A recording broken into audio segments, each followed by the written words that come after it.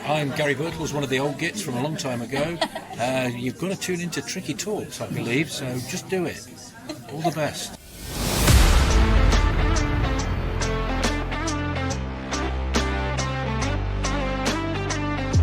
Robertson, the first time we've seen them attack them, and there's Francis! Well, that's what I wanted to see Robertson do. And still Robertson, getting his shot in, and a goal! Robertson!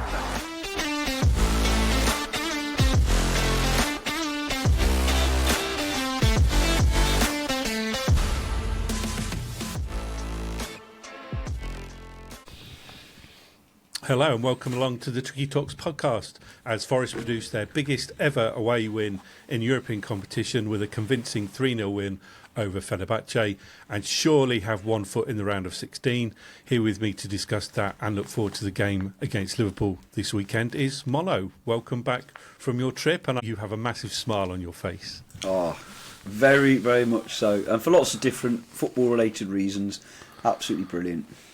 Yeah, Kate's still making her way back from Turkey as we speak, and Chelsea is unwell, so neither of those can make it today. But Chelsea, I hope you get well soon. We'll get on to the game in detail, of course, but I want to get your opinions of Istanbul as a city and your experiences of arriving in the city and also getting to and from, or certainly to the stadium prior to the game, because it was a little bit different, wasn't it?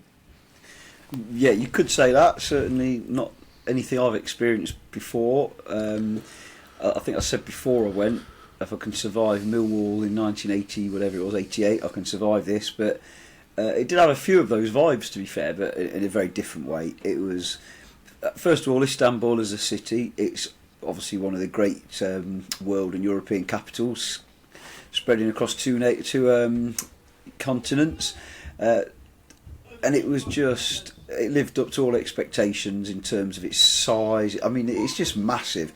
And we managed to get, like as you said, a nice bus tour of it a couple of times in a sense. And it was the quarter that we were based in and where we had to meet and where everyone's hotel seemed to be, massively welcoming to Forest fans, really, really hospitable. Absolutely. From a selfish point of view, no issues. There was one or two issues we'd read about before we went out there about people overcharging, etc., etc. No issues like of that variety whatsoever.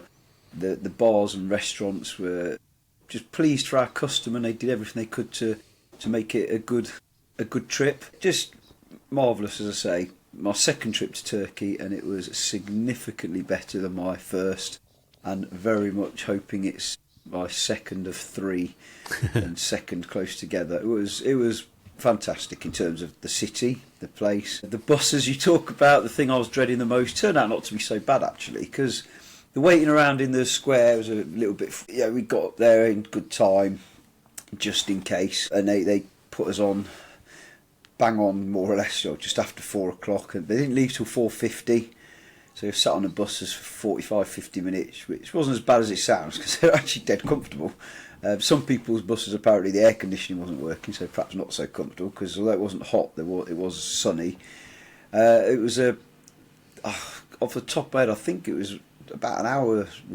Went an hour, just over an hour to get to the ground, and it was quite warm and cosy. I can't lie, I might have dozed off once or twice because it was dead comfortable, but I counted as crossing the river 3 times. Now, obviously, there's more than one waterway, but it felt like we were doing a very interesting route. But you were made to, there was no issues. They did this whole police escort thing, which was quite handy because it was probably the equivalent of their rush hour, and they were stopping all the traffic and taking us straight down the main road. I can't imagine the local folk were very happy, especially as it must have happened as well for the game on, was it Tuesday night for the Galatasaray? Yeah, it's true. It was Juventus, wasn't it? Yeah, arriving at the game, at the ground, it was great, and it took a while to get in, but it was very, very regimented and structured. I've never seen so many police in one place as outside the ground there. It was bizarre because there was like riot police up on this bridge, and this was all kind of 2.5 hours or so before kick-off or more, and there wasn't an opposition fan in sight anyway. But there was no issues. Got through, did the whole search thing, got my battery pack in. The searches were no different to any, all this talk about got to take your shoes off and all that. As expected, the facilities in the ground, there wasn't much of them. So I went and found a decent seat at the height, because it was kind of sit where you want. While my mate who I travelled with mostly, he went to go and buy some water. I had the good end of the deal, because I think he was in the queue for 1 hour and 38 minutes, but we were in there for a long time. I saw some pictures on social media of this massive queue, and didn't Kate say on the last show it was just one small hatch? Yeah, it was actually two. But it was, from my perspective, I didn't have to suffer it, but it was. It became a bit of a joke, because I was texting him, "Are you okay?" and he kept sending me a picture of the hatch and where he was. So I've got about 4 or 5 pictures as he got closer and closer, and then he came out with 10 bottles of water and a couple of Cokes, but there wasn't much. He said the meatball thing he had was the best meal he had there, as he said, in his 2 days.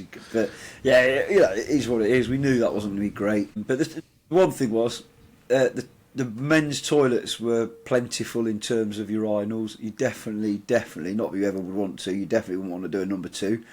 I saw your picture. Yeah. I took a picture, I thought they were funny. A bit like the same at the San Siro.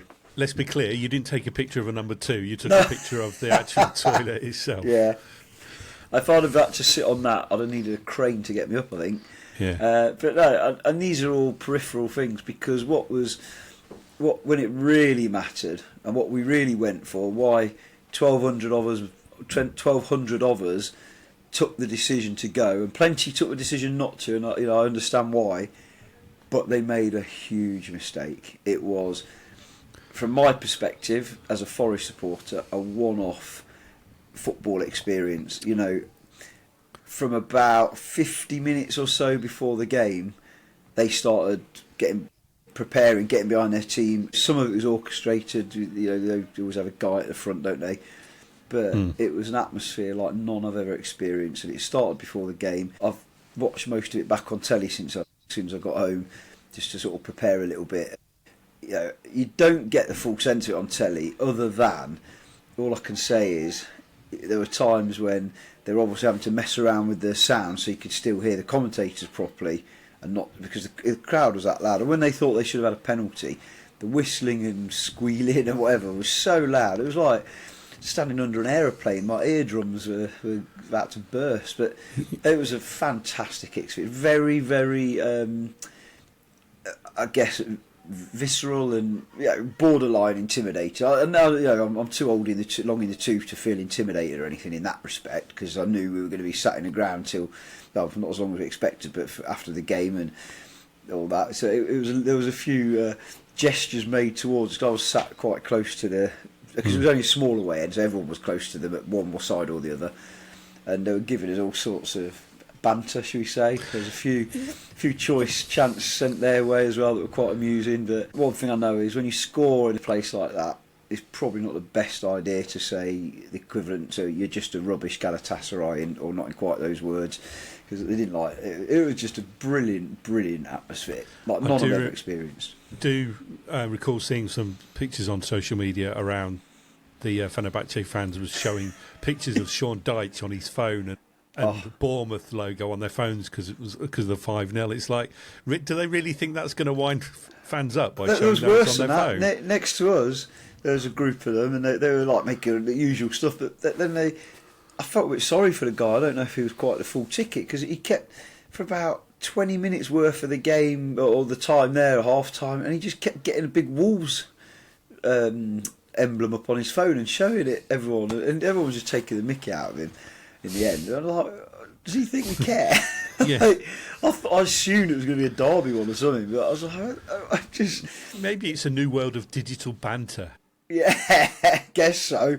They're way above me. I'm not brilliant. I've sent a few pictures, obviously, but there were times I was thinking, I should record this. This is unbelievable. But then by the time I faffed around, get my phone out, and the moment's gone. But one of the lads I was with, he got a few good clips of the atmosphere. And honestly, all I'll say is, I don't think it's going to happen again, obviously, because this season. But if ever this happens again and we play a team in Istanbul, I can't recommend people do it enough. Get there, because the cost's not too bad. The costs out there are really good. And it's an experience. I can't think I've ever been in anything quite like it. And even at 3-0 down, they went quiet for a bit and we thought, oh yeah, this is it. And then they started getting behind their team again. From 10 minutes to go onwards, some people started leaving, which you can understand. But they just properly got behind their team non-stop from nearly an hour before the game until pretty much the final whistle. Yeah, I logged onto the Forest ticket website for other reasons, and I just happened to stumble across the away ticket link for the game, and I clicked on it, and it said it was available for pretty much everybody, and I didn't even realise they never publicised that at all, because had I been given a bit more notice, I'd have seriously considered going along, because it was half term. I could easily have got the time off and taken Danny, and had I realised sooner, I'd have seriously considered it, but I never once saw anything to publicise the fact that it extended the ticket window to other membership groups. So beyond the away members, I didn't even realise. I think it went really quickly down to that as well. With hindsight, it is I feel bad now. I wish I'd said something, because I kind of got wind of the fact it wasn't selling very well. And a few people who sit around as an A block, they were saying, "Oh, I'm not bothering. I've read all this Villa stuff, and it's that." But funnily enough, I'd read something from a Villa fan saying it was so worth it. And words to the effect that I've been saying, it's a football experience I've never had. So I wish I'd realised. You'd have loved it. Absolutely loved it. It was something else. It was great watching on TV. The atmosphere did come across, certainly within the first 15 minutes, the whistling and the noise when Forest were on the front foot. And actually, it's probably a good time to get into the game, actually, because the performance for me was on a par, certainly in the first half, with Betis. I think it's probably their best half of football they've played since Betis, arguably. And overall, I think it was probably a better all-round performance, clearly, because they won 3-0 and didn't look like losing it, whereas in the second half at Betis, obviously, they folded a little bit and managed to get a draw. But the performance was absolutely outstanding. I didn't expect that one bit. I thought Fenerbahce were going to put up more of a fight, if I was honest, but what were your thoughts as the game unfolded? Because they were on the front foot right from the first whistle, weren't they? Yeah. And you got the sense early on that Forest were going to have a good game. And obviously they got those 2 goals, Murillo, first minute. And funny story, I'll tell you about the second goal when we get to it. But what was your sense sat there? Did you get the feeling that they were well up for it? Yeah, I think it's 2 things. Firstly, as soon as the team sheet came out, instantly you think, the Murillo factor, that even before his goal, my feelings about how important he is to us. And secondly, the lad I'm with, he's a bit more knowledgeable on the European front. And he named a few players. They've got some good players. This is going to be a tough game. And he made the point, and he was spot on. And if he's listening, he doesn't get a lot right, so I'll give him this one. He said, but it's like a Masters team, a dad's army. He said that they're all knocking on. They've all had really good careers, the players you heard of that are decent, but a lot of them are way past their best. And he kind of said, do you know what? The team we put out, if we get on the front foot, and we could overrun them. And I think credit has to go for the team selection. I wondered in the first 5 minutes how long our lads could keep the dominance and concentration with the unbelievable noise, because they reacted to us. They reacted to Forest fans every time we sang a song. They just drowned us out with whistling noise, whatever, at the start. And every time we had the ball and were knocking it about, they were like, it was insanely loud. And you're thinking, but Pereira would have known that as an ex-manager, and it's almost like he'd said. I'm sure he did say lots to them, but he'd prepared them for it to the point that not only were they prepared for it, it was kind of if we sit back and keep it tight for 5-10 minutes, that's not going to work against these. It feeds the beast, feeds the energy. And we did the exact opposite, and it was fantastic. And, we could put it all in context when we finish talking about the game, because we've got to be very careful here, because, managers get sacked after a couple of bad performances, and we don't turn into Real Madrid or peak Forest in one game, do we? Let's be realistic here. We battered them, but they weren't actually that good. but you No, can only they beat what's in front of you. I mean, the goal itself, we were saying before the goal, we deserve a goal here.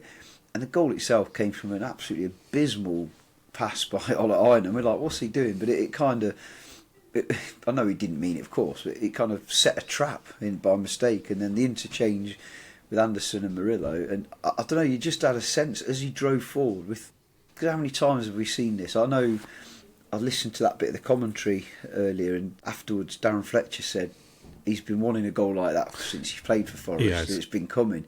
But it did feel like it was going to happen. And as he hit it, from the angle we were at, I actually thought it was going to go wide because it looked like it took a bit of a nick, which obviously it did.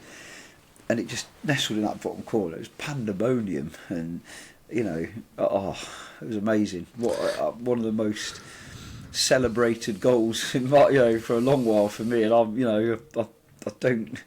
I celebrate goals with gusto.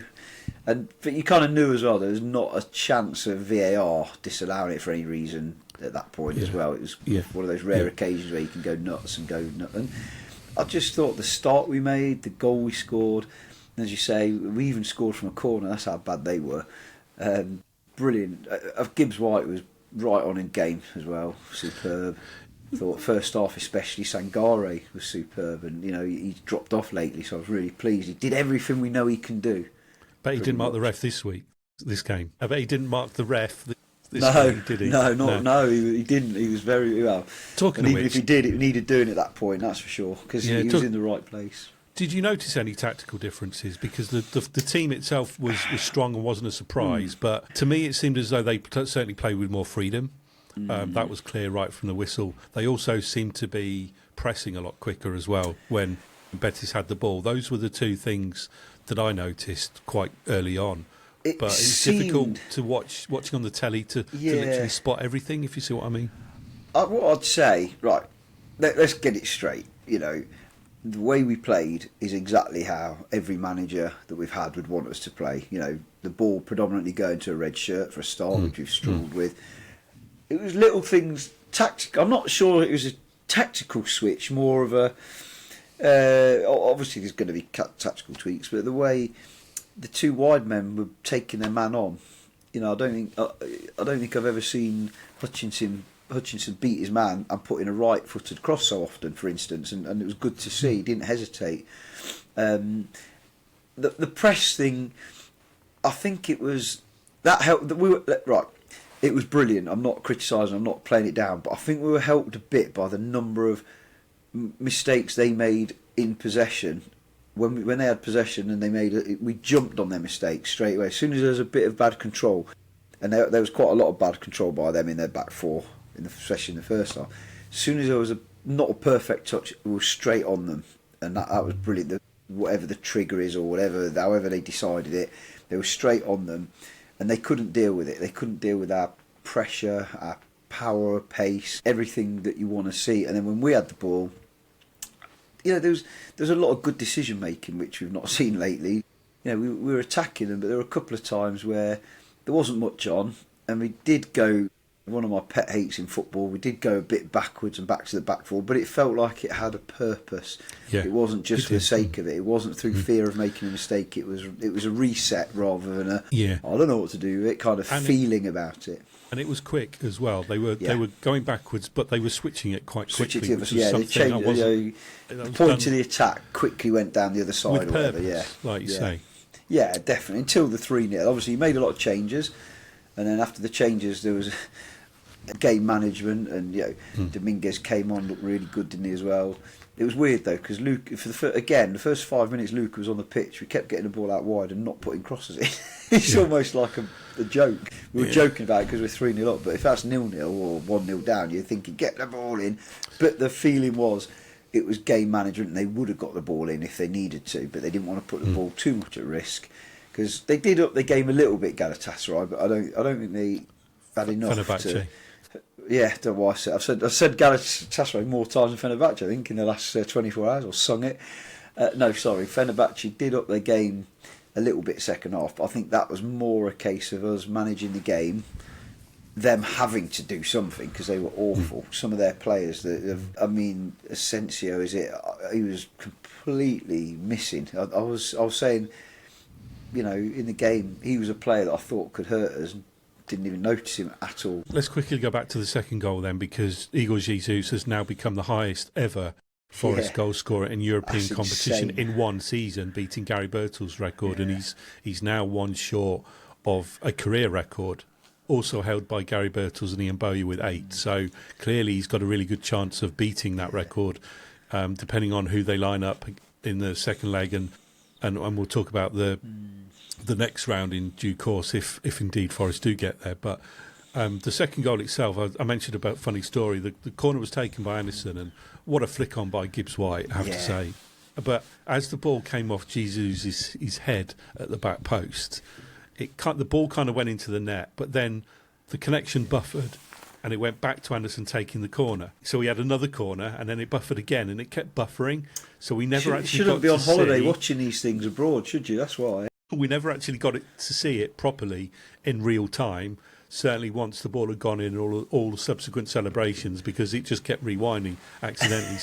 We missed out on experiencing the celebration from the crowd and the players, of course, but we knew it had gone in. And the third goal, obviously you mentioned earlier about the whistles when it was going to VAR, but it never looked like it was going to be disallowed.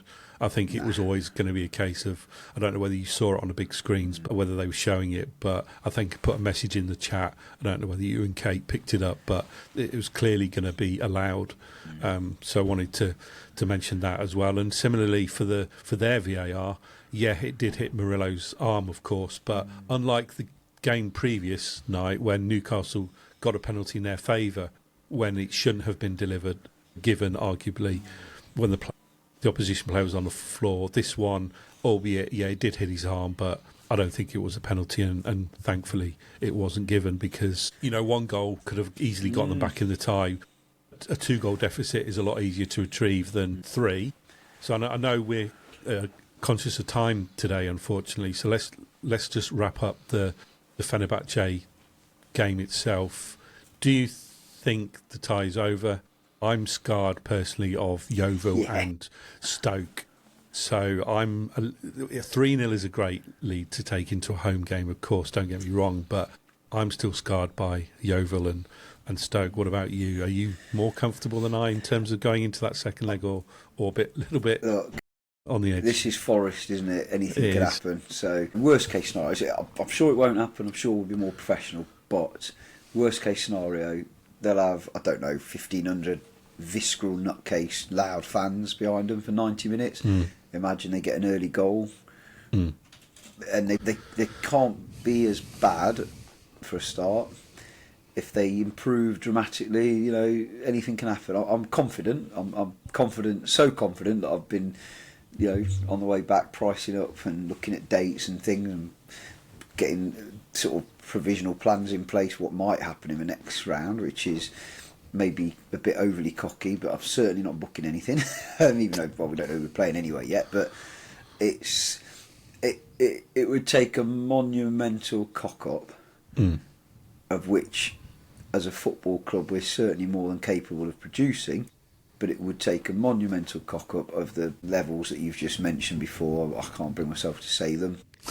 You could throw the playoff half-time 2-0 up at Sheffield United in there as well, couldn't you, for instance? Yeah. So we're more than capable of messing it up, 3-0 up at Norwich in the 87th minute, that type of stuff. Yeah.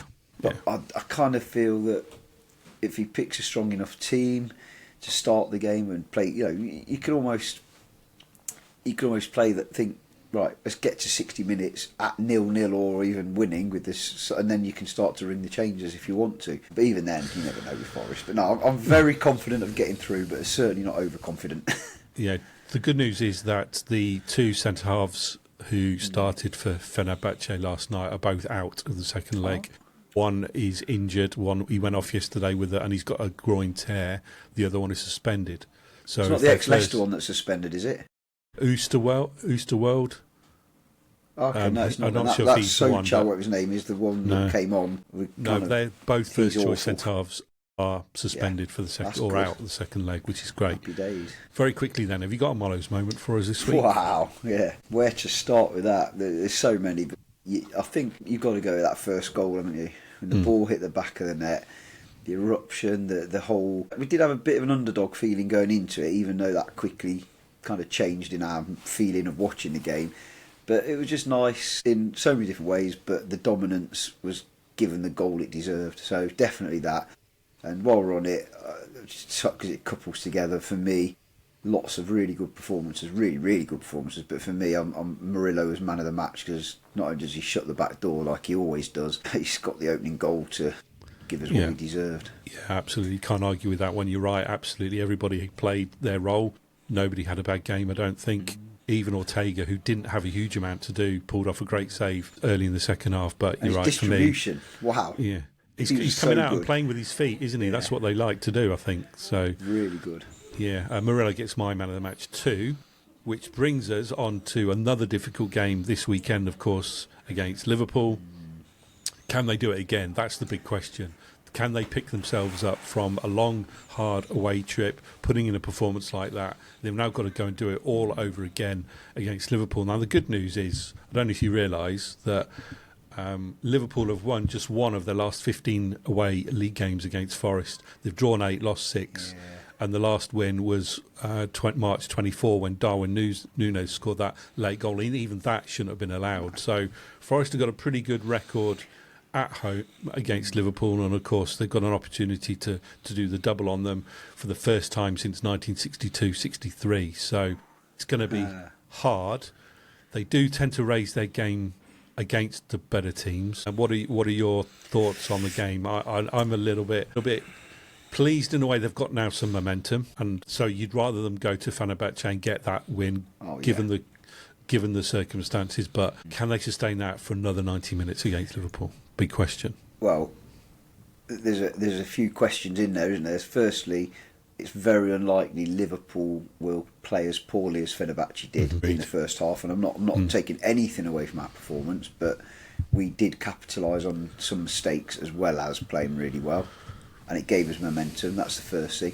Secondly, and this is something we talked about after the game, yes, we had a young and vibrant team against Fenerbahce, but we also had 8 days without a game, which I believe Liverpool will have had a week or so without a game now, won't they?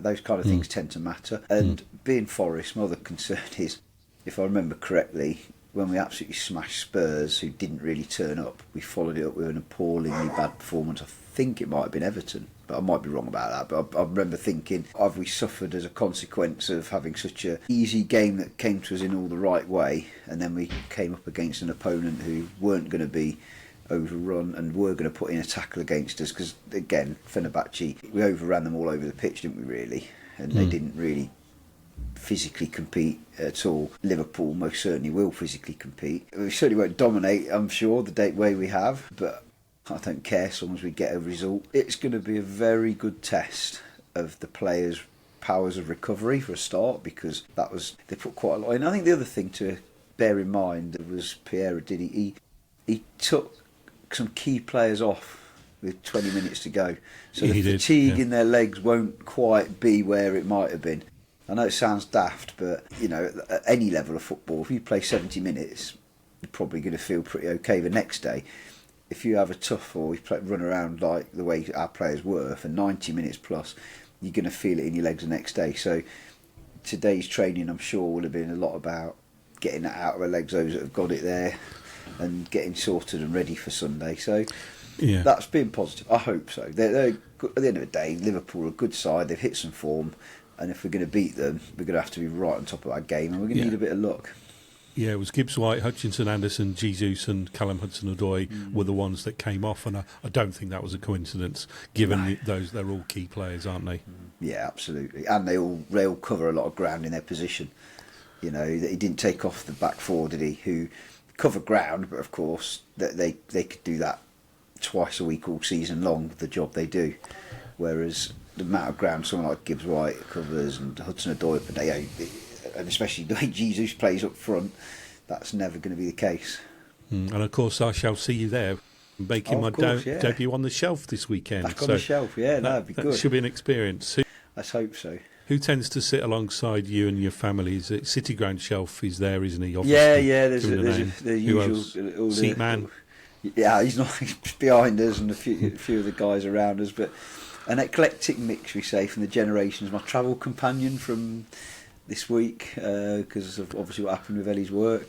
A few of the lads, some of the lads you'll recognise, I should think. Is that from West Hallam? There's one or two, yeah. Some have moved over a bit because they've got kids under 14, but they'll move back once their kids get 14 if there's seats available. Yeah. Did Ellie not make it to Istanbul with you then? Oh, it's a shame. Something at work, but probably shouldn't discuss it on here. Nothing bad, just work ended up having to be taking priority, unfortunately. Yeah, that's fair enough. Right. Any final thoughts on Liverpool then before we draw to close? I know you're dashing out for a family meal, aren't you? So celebration. Hope you're going somewhere nice. Oh yeah, always an best Italian place in Nottingham, or Nottinghamshire I should say, because it's out in Saxondale. I just think one big takeaway from this weekend, this trip, isn't so much the footballing side of it, but my God, imagine if our players could still have that level, or anything like that level of support when you're 2-0 down or 3-0 down.